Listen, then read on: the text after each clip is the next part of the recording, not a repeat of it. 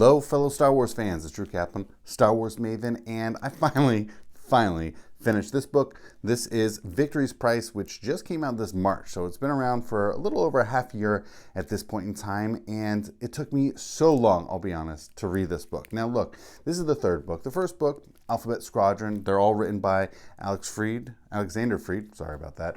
They're all written by him. 2019, Alphabet Squadron came out. 2020, the sequel to that, and then we have, and that was called Shadowfall. This one is Victory's Price. Now, all three of these books take place after the Battle of Endor, and this one actually winds up around the Battle of Jakku. So if that gives you a sense of the timeline. Now, the focus of these books has all been basically on these pilots fighting for the rebellion primarily. Now, we have, the first book was interesting.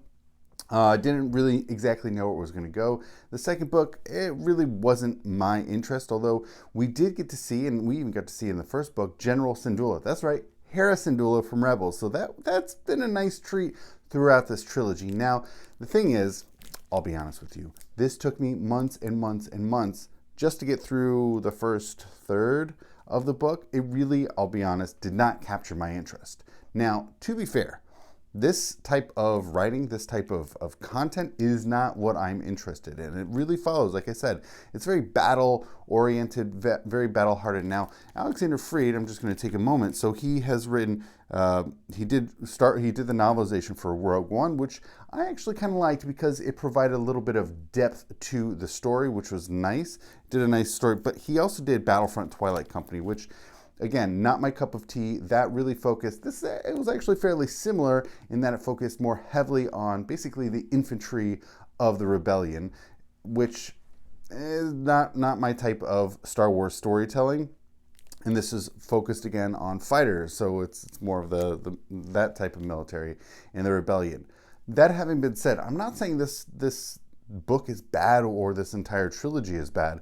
It's just not my personal preference. Some people might really enjoy. Look, I think he knows who his characters are, and he writes them, and he has a lot of moving pieces.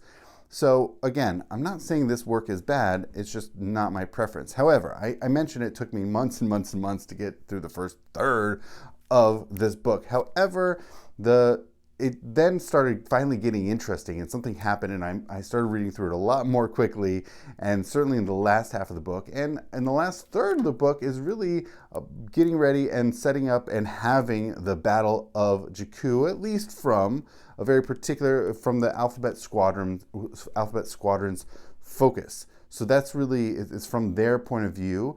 And throughout this entire trilogy, they've been fighting off this 204th of the Empire, all post-Endor though. So it's really interesting because this isn't the pre-Endor Empire.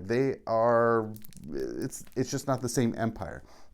But this 204th, this Shadows, the Shadow folks, they are really tough. They are really good at what they do.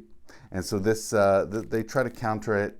And it's neat because even though we don't get to see the entirety of the Battle of Jakku, but we do glimpse it from a certain perspective, and also we get to see a lot of where was Hera Syndulla, what was she doing during the Battle of Jakku. So look, for who might be interested in reading this book, I would really say that there are 2.5 groups that might fall in. One is my group, which is you just want to know Star Wars stuff. You'll read pretty much everything you want to know.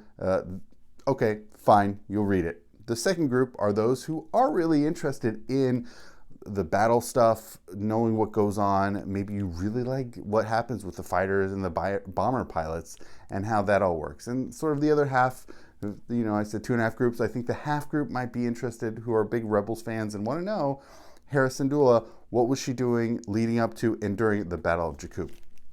One thing that I actually was kind of intrigued by was it didn't just end Battle of Jakku and that's it. They actually do, Alexander Freed does write in here a little actually after, like you get a sense of the aftermath of these things and what happened to the people involved in this Alphabet Squadron. By the way, it's called the Alphabet Squadron because they fly an A-wing, a B-wing, an X-wing, a U-wing, a Y-wing, and so they have those different letters as part of that squadron. It's a very cute thing that we see in the very first book. But this third book, we see where this all heads, where it all ends up. And, you know, like I said, the first third of the book, I thought it was a waste of time, really didn't care for, but it picks up and it gets interesting, and we see this conclusion. So are you interested in this book? Maybe. If this is your type of thing, then read it by all means. But otherwise, it's not my favorite.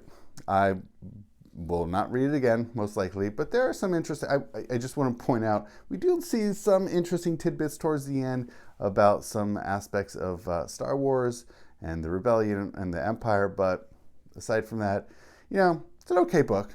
I'm glad I read it.